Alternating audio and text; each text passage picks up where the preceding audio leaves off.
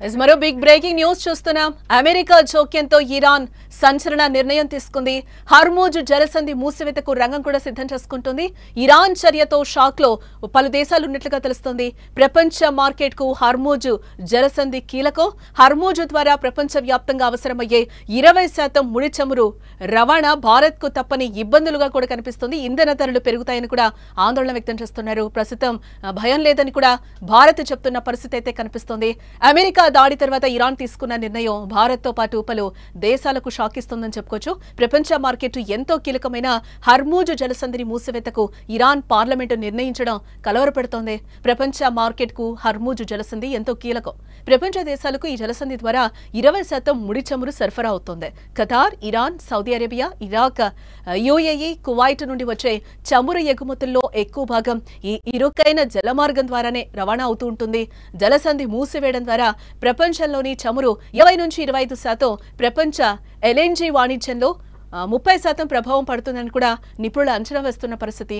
దీనివల్ల చమురు ధరలు బ్యారెల్కు భారీగా పెరిగే అవకాశం కనిపిస్తోంది. ఇది ప్రపంచ ఆర్థిక వ్యవస్థను తీవ్రంగా ప్రభావితం చేయనుందని కూడా అంటున్నారు.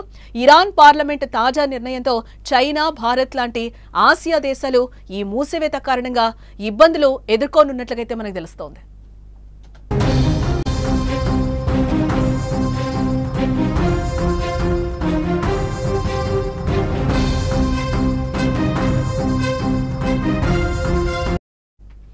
భారతదేశానికి హర్మూజ్ జలసంధి చాలా ముఖ్యమైనది. మన దేశం దిగుమతి చేసుకుంటున్న మొత్తం దిగుమతి 5.5 మిలియన్ బ్యారెళ్లలో రోజుకు 2 మిలియన్ బ్యారెళ్ల ముడి చమురు హర్మూజ్ జలసంధి ఇరుకైన జలమార్గం ద్వారానే రవాణా అవుతోంది. అయితే హర్మూజ్ జలసంధి మూసివేసిన భారత్ కు ఇబ్బంది లేదని కేంద్ర ప్రభుత్వం చెప్తోంది. ఆయిల్ సరఫరాపై భయం లేదు, చాలా నిల్వలు ఉన్నాయని కేంద్ర పెట్రోలియం, సహజ వాయు మంత్రి హర్దీప్ సింగ్ పూరి అంటున్నారు. చమురు మార్కెటింగ్ కంపెనీలకు వారాలకు సరిపడా సరఫరాలు ఉన్నట్టుగా కూడా ఆయన వివరించడం జరిగింది. రష్యన్ చమురు హర్మూజ్ జలసంధి నుంచి కాకుండా సూయజ్ కాలువ, కేఫ్ ఆఫ్ గుడ్ హోప్ లేదా పసిఫిక్ మహాసముద్రం ద్వారా వస్తుంది.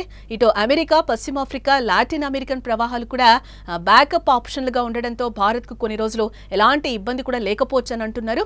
ఎలాంటి ఇబ్బంది లేకుండా ఇంధన దిగుమతులకు ప్రత్యామ్నాయ మార్గాలను కూడా అన్వేషిస్తోంది. అయితే ఇది తాత్కాలికంగా ఊరటనిచ్చినా యుద్ధం మరిన్ని రోజులు కొనసాగితే మాత్రం ఇండియాపై తీవ్ర ప్రభావం ఉండొచ్చని కూడా నిపుణులు చెప్తున్న పరిస్థితి కనిపిస్తుంది. ఇక ఇదే అంశానికి సంబంధించిన మరింత సమాచారాన్ని మా సీనియర్ జర్నలిస్ట్ విజయ్ అందించే ప్రయత్నం చేస్తారు. ఎస్ విజయ్, ఇరాన్ గత కొన్ని రోజులుగా హర్మూజ్ జలసంధిని మూసివేస్తామని కూడా చెప్తూ వస్తున్న పరిస్థితి అయితే కనిపిస్తుంది. ఈ రోజు అదే జరిగిందని అనుకోవచ్చు అంటారా? దీంతో భారత్ పై చమురు దిగుమతులు పడే అవకాశం ఉందా? ఏం జరగబోతుంది అనుకోవచ్చు అంటారు? ఎస్ జానకి, ఇప్పటి వరకు ఇజ్రాయెల్, ఇరాన్ మధ్య జరుగుతున్నటువంటి యుద్ధం విషయంలో ఒక్కసారిగా అమెరికా నేరుగా రావడం, అమెరికాకు సంబంధించినటువంటి ఫైటర్ జెట్స్ కావచ్చు, అలాగే స్టెల్స్ సంబంధించినటువంటి విమానాలన్నీ కూడా ఏదైతే బంకర్ బస్టర్కి సంబంధించినటువంటి బ్లాస్ట్ చేయడం, పెద్ద ఎత్తున చేయడం, అంటే ఇరాన్కి సంబంధించినటువంటి అణు కేంద్రాలు, ఏదైతే అణు శుద్ధి కేంద్రాలు ఉన్నాయో వాటి మీద నేరుగా దాడి చేశామని స్వయంగా అమెరికన్ ప్రెసిడెంట్ ట్రంప్ ప్రకటించిన తర్వాత కొద్దిసేపటి తర్వాత ఇరాన్ కూడా ఒక ప్రకటన చేసింది. తమకు ఎలాంటి నష్టం కూడా జరగలేదు, కేవలం భూమి ఉపరితలం పైన ఉన్నటువంటి కట్టడాలకు మాత్రమే డ్యామేజ్ అయింది అనేటువంటి ఒక నిర్ణయం తీసుకుంది. కానీ ఇరాన్కి జరిగినటువంటి నష్టం మాత్రం చాలా తీవ్రమైనటువంటి నష్టంగానే మనం భావించాలి. అయితే ఇప్పుడు ఇరాన్ ఒక కీలకమైనటువంటి సంచలనమైన నిర్ణయం తీసుకుంది. ఎందుకంటే గల్ఫ్ కంట్రీస్ అన్నీ కూడా, ఆ దేశాలన్నీ కూడా అక్కడ ఉన్నటువంటి చమురు నిల్వలు, ఆయిల్ నిల్వల మీదే మొత్తం ప్రపంచ ఆర్థిక వ్యవస్థ అంతా కూడా ఆధారపడి ఉంటుంది. కొంతవరకు అసమానతలకు గురయ్యేటువంటి అవకాశం కూడా ఉంది. ఒకవేళ ఏదైతే హర్మూజ్ జలసంధి, ఇది ముఖ్యంగా గల్ఫ్ కంట్రీస్ సంబంధించినటువంటి ఆయిల్ రవాణా అంతా కూడా ఈ జలసంధి మీదుగానే ప్రపంచంలో ఉన్నటువంటి ఏదైతే తూర్పు ఆసియా కావచ్చు, ఆస్ట్రేలియా కావచ్చు, ఇలా ఆఫ్రికా దేశాలన్నిటికీ కూడా ఇక్కడి నుంచే ముఖ్యంగా ఆయిల్ రవాణా అంతా కూడా జరుగుతుంది. అయితే క్రూడ్ ఆయిల్ అంతా కూడా ఇక్కడి నుంచి జరిగేటువంటి క్రమంలో ఇప్పుడు ఒక్కసారిగా ఆ జలసంధిని క్లోజ్ చేస్తున్నాము అనేటువంటి ఒక నిర్ణయాన్ని ప్రకటించింది. దీన్ని పార్లమెంట్లో కూడా ప్రవేశపెట్టింది. ఈ బిల్లుని వెంటనే పార్లమెంటు కూడా, ఇరాక్ పార్లమెంటు ఆమోదించింది. అయితే ఇప్పుడు ముఖ్యంగా ఇక్కడ జరుగుతున్నటువంటి జల రవాణా చూస్తే ప్రపంచ దేశాలన్నిటికి సంబంధించినటువంటి ఆయిల్కి సంబంధించిన రవాణా అంతా కూడా, సహజ వాయువుకు సంబంధించినటువంటి రవాణా అంతా కూడా ఈ మార్గం గుండా దాదాపుగా 20 నుంచి 30% ప్రపంచానికి సంబంధించిన అన్ని దేశాలకు సంబంధించినటువంటి ఆయిల్ రవాణా అంతా ఈ మార్గం గుండా వెళ్తుంది. అయితే ఈ మార్గాన్ని క్లోజ్ చేయడం వల్ల ఎవరి మీద ప్రధానంగా ఒత్తిడి పడుతుంది అనేటువంటి లెక్కలైతే ఇప్పుడు మొత్తం ప్రపంచ దేశాలన్నీ కూడా వేస్తున్నాయనే చెప్పాలి. ముఖ్యంగా భారత్ విషయానికి వస్తే, భారత్ దీనివల్ల ఏదైనా కొంతవరకు నష్టపోయేటువంటి అవకాశం ఉందా? ఒకవేళ నిల్వలు ఎక్కువగా లేని సమయంలో ఈ దేశం మీదే, ముఖ్యంగా ఇరాన్ నుంచి వచ్చేటువంటి, అంటే ఈ మార్గం నుండి ఏదైతే గల్ఫ్ కంట్రీస్ వచ్చేటువంటి ఆయిల్ ఒకవేళ రవాణా ఆగిపోతే, మన దగ్గర ఉన్నటువంటి చమురు నిల్వలు తగ్గిపోతే దాని ప్రభావం మన ఆర్థిక వ్యవస్థ మీద, ముఖ్యంగా ఆయిల్ ధరలు పెరగడం మీద ఏమన్నా ఆధారపడి ఉందా అని ఒకసారి మనం విశ్లేషణ చేసే ప్రయత్నం చేస్తే కొంతవరకు మాత్రమే ఆ ప్రభావం ఉండే అవకాశం ఉంది. ఎందుకంటే మోడీ తీసుకున్నటువంటి కొన్ని సంవత్సరాల కిందట ఆయన తీసుకుంటూ వస్తున్నటువంటి నిర్ణయాలే ఇవాళ మనల్ని సేఫ్ ప్లేస్లో ఉన్నాయని ఖచ్చితంగా చెప్పవచ్చు. ఎందుకంటే గతంలో కూడా మనం గల్ఫ్ కంట్రీస్ మీదే ప్రధానంగా ఆయిల్కి సంబంధించినటువంటి రవాణా మీద ఆధారపడినటువంటి పరిస్థితి, ముఖ్యంగా యుఏఈ కావచ్చు, ఇరాన్ కావచ్చు, అలాగే సౌదీ అరేబియా కావచ్చు, ఇలాంటి దేశాల నుంచి మనం దిగుమతి చేసుకుంటూ వస్తున్నాం. అయితే ఇప్పుడు ఈ దేశాలకు సంబంధించినటువంటి ఆయిల్ రవాణా అంతా కూడా ఈ జల సంధి మీదనే రావాల్సినటువంటి పరిస్థితి. అంటే ముఖ్యంగా సూయిజ్ కెనాల్ ఎంత ప్రయారిటీ ఉంటుందో వరల్డ్లో ఉన్నటువంటి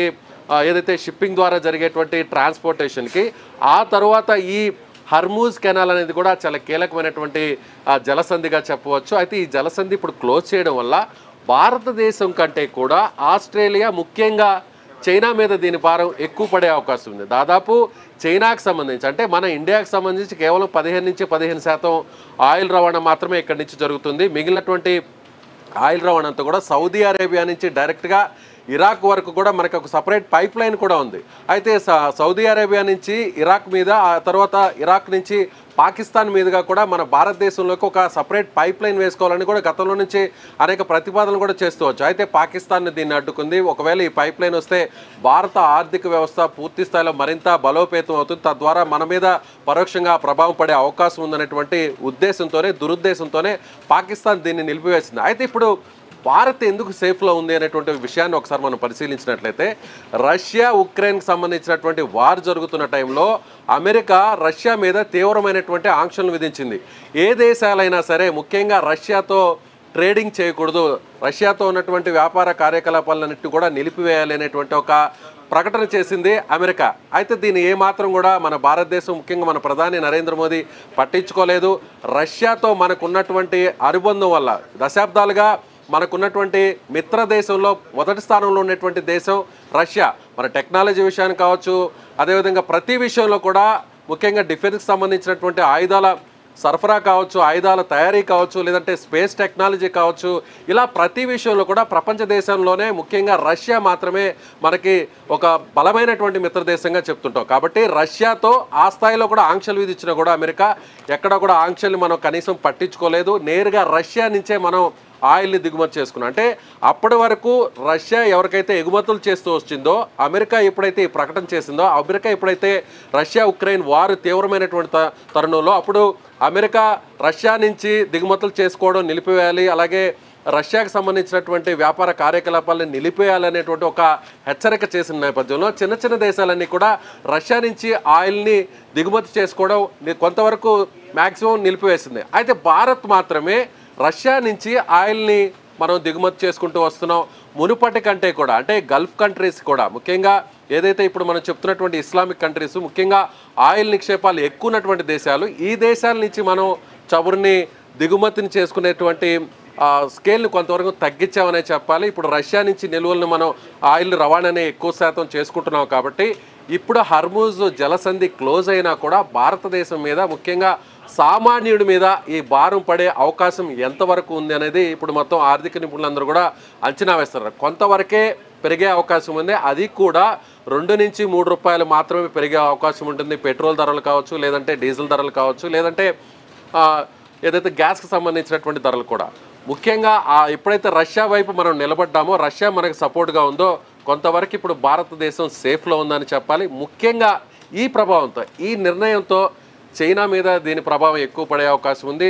దీనివల్ల అంటే ఇప్పుడు ఇరాక్ తీసుకున్నటువంటి ఈ నిర్ణయంతో అమెరికా ఎలా స్పందిస్తూ చూడాల్సినటువంటి పరిస్థితి. ఎందుకంటే అమెరికా ఇప్పటి వరకు ఏదైతే బాంబింగ్ జరిగిన తర్వాత, ఏదైతే న్యూక్లియర్ స్టేషన్స్ మీద అటాక్ జరిగిన తర్వాత చాలా గర్వంగా ఆ విషయాన్ని ట్రంప్ ప్రకటించుకున్నారు. ఆ తర్వాత ఎక్కడా కూడా భయపడకుండా ఇరాన్ ఇలాంటి నిర్ణయం తీసుకుంది. ఇప్పుడు డైరెక్ట్గా రష్యా ఒకవేళ రంగంలో దిగి ముఖ్యంగా చైనా మీద దీని ప్రభావం పడుతుంది కాబట్టి చైనా ఏం నిర్ణయం తీసుకుంటుంది? ఇప్పటి వరకు చైనా ఇరాన్కి పరోక్షంగా సపోర్ట్ చేస్తూ వస్తుంది. ఎక్కడా కూడా ప్రత్యక్షంగా చైనా సపోర్ట్ చేయలేదు. కానీ రష్యా మాత్రం ఇరాన్ వైపు నిలబడతామని బహిరంగంగా స్టేట్మెంట్ ఇచ్చింది. అవసరమైతే కొన్ని ఆయుధాలను కూడా తాము ఇవ్వడానికి సిద్ధంగా ఉన్నామని కూడా చెప్తుంది. మరోవైపు ఇరాన్ కూడా ఒక ప్రకటన కూడా చేసింది. రష్యా కూడా గతంలో ఒక ప్రకటన కూడా చేసింది. అవసరమైన సమయంలో, కీలకమైనటువంటి సమయంలో, అత్యవసరమైనటువంటి సమయంలో, ఇరాక్కి చివరి నిమిషం ఉన్నటువంటి సమయంలో తాము న్యూక్లియర్ వెపన్ని కూడా ఇరాక్ ఇవ్వడానికి సిద్ధంగా ఉన్నాము అంటూ రష్యా ఒక స్టేట్మెంట్ ఇచ్చింది. ఆ స్టేట్మెంట్ని మనం ఒకసారి పరిశీలించినట్లయితే ఇప్పుడు ఇలాంటి సమయంలో ఒకవేళ రష్యా కానీ న్యూక్లియర్ వెపన్ని కానీ ఇరాక్ ఇస్తే దాన్ని ఇజ్రాయెల్ మీద కానీ ఒకవేళ ప్రయోగిస్తే ఇది ఖచ్చితంగా 3వ ప్రపంచ యుద్ధానికి దారి తీసేటువంటి అవకాశం ఉంది. ఇప్పటి వరకు కూడా ఇరాన్, ఇజ్రాయెల్ ఈ 2 దేశాల మధ్య యుద్ధం జరుగుతున్నా అందులో నేరుగా అమెరికా ఇప్పుడు జోక్యం చేసుకొని ఆ దేశాల మీద నేరుగా ఫైటర్ జెట్స్ ద్వారా బాంబింగ్ చేసినా కూడా ఇప్పటి వరకు కూడా మిగిలినటువంటి దేశాలన్నీ కూడా కాస్త ప్రశాంతంగా ఉండడానికి కారణం వాళ్ళ ఆర్థిక వ్యవస్థ మీద ఎక్కడ కూడా భారం పడినటువంటి పరిస్థితి. ఈ యుద్ధాలన్నీ కూడా జానికి ఒకే విషయం చెప్పాలి. ఇప్పుడు జరుగుతున్నటువంటి యుద్ధాలన్నీ కూడా చూస్తే ఆయా దేశాలు కంటే ముఖ్యంగా వాళ్ళ సొంత దేశాలకు కలిగేటువంటి ప్రయోజనం ఏంటి, నష్టం ఏంటి, వీటిని ఎక్కువగా ముందు అందరూ కూడా క్యాలిక్యులేట్ చేస్తారు. ఇలా చూసినటువంటి పరిస్థితుల్లో ఇది అమెరికాకి ఈ నిర్ణయం కొంతవరకు కలిసి వస్తుందా లేదంటే నష్టం కలిగిస్తుందా అనేది ముందు మనం అంచనా వేయాలి. ఎందుకంటే ఇప్పుడు అమెరికా ట్రంప్ ఎప్పుడైతే మళ్ళీ తిరిగి 2వసారి అధ్యక్షుడయ్యాడో ట్రంప్ తీసుకుంటున్నటువంటి వాణిజ్యపరంగా ఆయన తీసుకుంటున్నటువంటి నిర్ణయాలన్నీ కూడా మొత్తం ప్రపంచ దేశాలకు సంబంధించినటువంటి ఆర్థిక వ్యవస్థల మీద కొంతవరకు ప్రతికూలంగా మారుతున్నటువంటి పరిస్థితులు కనిపిస్తున్నాయి. అయితే చైనా ఒక నిర్ణయం తీసుకుంది, చైనాకు వ్యతిరేకంగా ఆంక్షలు పెట్టడం జరిగింది. అయితే ఇప్పుడు అమెరికా ఏం చెప్తుందంటే ఒకవేళ ఈ కెనాల్ని క్లోజ్ చేశారు కాబట్టి, ఈ జలసంధిని క్లోజ్ చేశారు కాబట్టి హర్మూజ్ జలసంధిని అమెరికానే డైరెక్ట్గా ఇప్పుడు రంగంలోకి వచ్చి మిగిలినటువంటి దేశాలంటే కూడా ఆయిల్ను తాము అమ్ముతాము, మా దగ్గర నుంచి ఆయిల్ని కొనుగోలు చేయండి అంటూ కూడా ఇప్పుడు ఒక వక్ర బుద్ధిని ఇప్పుడు అమెరికా తెర మీదకి తీసుకొచ్చేటువంటి అవకాశం ఉంది. సో ఇప్పుడు ఇరాన్ తీసుకున్నటువంటి ఈ నిర్ణయం వల్ల అమెరికాకు ప్రయోజనం కలిగితే మాత్రం అమెరికా వెయిట్ అండ్ సీ అనేటువంటి ధోరణిలో ఉంటుంది. అయితే దీని ప్రభావం తీవ్రంగా చైనా మీద పడుతుంది కాబట్టి చైనా ఒకవేళ ప్రత్యక్షంగా రంగంలోకి దిగితే మాత్రం ఉద్రిక్త పరిస్థితులు పెరిగే అవకాశం ఉంది. 3వ ప్రపంచ యుద్ధానికి కూడా దారి తీసేటువంటి అవకాశం ఉంది. ఇందులో ఒక్క విషయం అయితే మాత్రం మనం ఖచ్చితంగా చెప్పవచ్చు, రష్యా దగ్గర నుంచి గత కొన్ని నెలల కిందటే మనం కీలకమైన నిర్ణయం తీసుకొని అతి తక్కువ ధరకే మనం క్రూడ్ ఆయిల్ని కొనుగోలు చేయడం జరిగింది. క్రూడ్ ఆయిల్ని అతి తక్కువ ధరకే మనం కొనుగోలు చేసినా కూడా ఎక్కడా కూడా మన గవర్నమెంట్ ఆయిల్ రేట్స్ని డౌన్ చేయలేదు. అలాగే ప్రీవియస్గా ఉన్నటువంటి ఆయిల్ ధరలు ఎలా ఉన్నాయో ఆ ధరలను అలాగే కంటిన్యూ చేస్తూ వచ్చారు.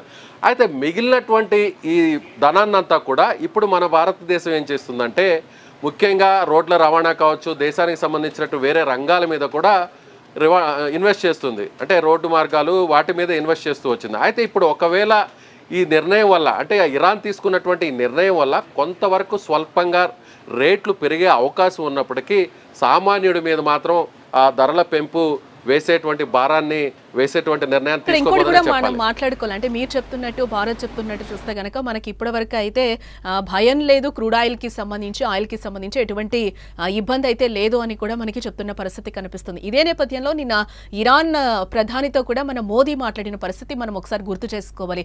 ఆయన శాంతి చర్చల వైపు వెళ్ళాలి అని చెప్పి కూడా ఇరాన్ కి ఒక సూచన అయితే చేయడం జరిగింది ఫోన్ కాల్లో. ఇదే నేపథ్యంలో మీరు ప్రత్యామ్నాయ మార్గాలు చూడాలి అని కూడా మోదీ వాళ్ళకి చెప్పిన పరిస్థితి కనిపిస్తాయి. ఇప్పుడు భారత్ శాంతి చర్చలనే శాంతియుతంగానే మనం అన్ని పరిష్కరించుకుంటూ ఉంటాం కాబట్టి మళ్ళీ ఆయన అగైన్ వాళ్ళకి ఇరాన్ కి కూడా అదే చెప్పిన సిచ్యువేషన్ మనకు కనిపిస్తుంది. సడన్ గా ఇరాన్ జలసంధిని మూసివేస్తున్నాము అని చెప్పిన నిర్ణయాన్ని మనం ఏ విధంగా చూడాలి అసలు? అంటే ప్రధానంగా చూస్తే జానకి ఈ ప్రభావం మన దేశం మీద కంటే కూడా తూర్పు ఆసియా దేశాలన్నిటి మీద ఎక్కువగా ప్రభావం పడేటువంటి అవకాశం ఉంది. ముఖ్యంగా చైనా మీద దీని ప్రభావం చాలా ఎక్కువగా ఉంటుంది. ఇప్పుడు చైనా ఎలా రియాక్ట్ అవుతుంది, చైనా ఇప్పుడు ఎలాంటి నిర్ణయం తీసుకోబోతుంది? ఇప్పటివరకు కూడా పరోక్షంగా చైనా ఇరాన్ని సపోర్ట్ చేస్తూ వచ్చింది. ఎందుకంటే అమెరికా ఎంటర్ అయింది కాబట్టి అమెరికాకు వ్యతిరేకంగా ఎప్పుడైనా కూడా చైనా, రష్యా లాంటి దేశాలు వ్యతిరేకంగా నిర్ణయం తీసుకుంటాయి. సో అమెరికా అటువైపు ఉంటే ఇటువైపు ఈ రెండు దేశాలు ఉంటాయి. అయితే ఇప్పుడు మన భారతదేశానికి విషయానికి వస్తే ఇజ్రాయెల్ ఎప్పటి నుంచో దశాబ్ద కాలంగా ఇజ్రాయెల్ మనకి మిత్రదేశంగా ఉంది.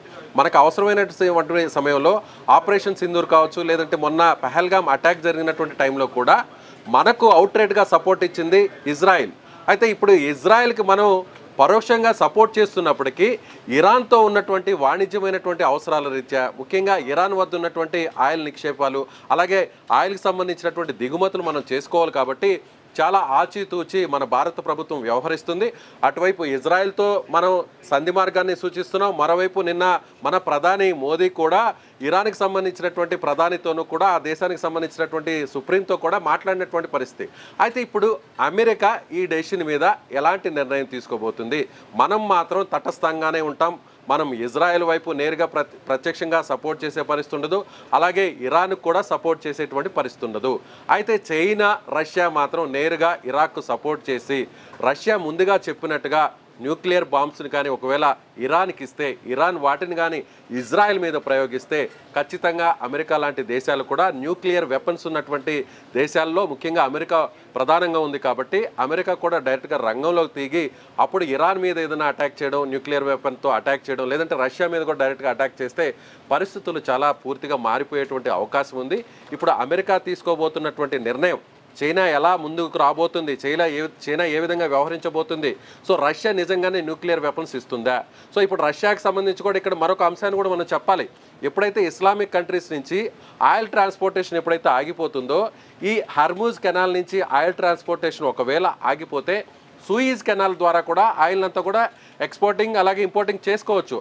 అయితే ఇప్పుడు సూయిజ్ కెనాల్ని కూడా అక్కడ కూడా మూసివేస్తారు అనేటువంటి కొన్ని నిర్ణయాలు కూడా నర్మగర్భంగా మనకు తెలుస్తోంది. ఎందుకంటే అక్కడ ఉన్నటువంటి కొంతమంది తీవ్రవాదులు కూడా ఈ కెనాల్ని మూయాలి, ఇరాన్కి తాము సపోర్ట్ చేస్తున్నాం కాబట్టి ప్రపంచ దేశాలన్నీ కూడా ఈ ఇష్యూ మీద రెస్పాండ్ అవ్వాలి.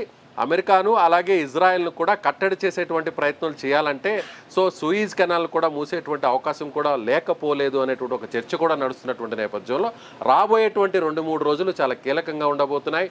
చైనా రియాక్షను, అలాగే రష్యా ఏం చేయబోతుంది, రష్యా కూడా ఇప్పుడు రవాణా పెరుగుతుంది, రష్యా దగ్గర కూడా అందరూ ఆయిల్ కొనుగోలు చేస్తారు. అయితే అమెరికా విధించినటువంటి ఆంక్షల్ని ఎదుర్కొని దేశాలు ముందుకొచ్చి రష్యా ఇప్పటికే చాలా తక్కువ ధరకి ఆయిల్ నమ్ముతోంది. ఎప్పుడైతే ఉక్రెయిన్ మీద అటాక్ చేస్తుందో, ఉక్రెయిన్ మీద యుద్ధం జరుగుతుందో, అమెరికా ఆంక్షలు విధించిందో ముఖ్యంగా అన్ని దేశాలు కూడా మేము చాలా తక్కువకి మేము ఆయిల్ని కూడా అమ్మకాలు జరుపుతామని రష్యా ప్రకటించింది. కానీ ప్రధాన దేశాలు ఏవి కూడా ముందుకు రాలేదు. ఒక్క భారతదేశం మాత్రమే రష్యా దగ్గర ఆయిల్ని కొనుగోలు చేస్తూ వస్తుంది కాబట్టి మనం సేఫ్ ప్లేస్లో ఉన్నాం. కానీ చైనా రియాక్షన్ మీదే తదుపరి ఏం జరగబోతుంది అనేది కూడా తెలియాల్సినటువంటి పరిస్థితి జానకి. రైట్ విజయ్. ఇక్కడ మొత్తంగా మనం చూడొచ్చు, అమెరికా యుద్ధ రంగంలోకి దిగాక ఇరాన్ ఈ సంచలన నిర్ణయం వైపు అడుగులు వేసింది. ఆదివారం తెల్లవారుజామున ఇరాన్లోని 3 అణు కేంద్రాల లక్ష్యంగా బంకర్ బస్టర్ బాంబులతో అమెరికా విరుచుకుపడిన పరిస్థితి. ఆపరేషన్ మిడ్ నైట్ హ్యామర్ పేరిట ఎంతో పగడ్బందీగా జరిపిన ఈ దాడులను 25 నిమిషాల్లో ముగించింది. సుమారు 125 యుద్ధ విమానాలు, 7 B-2 స్టెల్త్ బాంబర్లతో దాడి చేసిన విషయం మనకు తెలిసిందే. జలంతర్గామి నుంచి ప్రయోగించిన స్టెల్త్ బాంబర్లు 2 అణు కేంద్రాలపై బంకర్ బస్టర్ బాంబులను విడువగా మరో అణు కేంద్రంపై క్షిపణులతో దాడికి పాల్పడింది. బంకర్ బస్టర్ బాంబులు భూగర్భంలోని బంకలలోకి చొచ్చుకుపోయి అణు కేంద్రాలను పూర్తిగా ధ్వంసం చేశాయి. దీంతో హర్మూజ్ జలసంధి మూసివేయాలని కూడా ఇరాన్ నిర్ణయించుకుంది. ఈ నిర్ణయం అమల్లోకి వస్తే చమురు ఇబ్బందులు తీవ్రం కాక తప్పదు. ఇప్పటికే ధరలు కూడా భారీగా పెరిగాయి. మరి ఇరాన్ ఈ నిర్ణయానికి కట్టుబడి ఎన్ని రోజులుంటుందో చూడాలి మరి.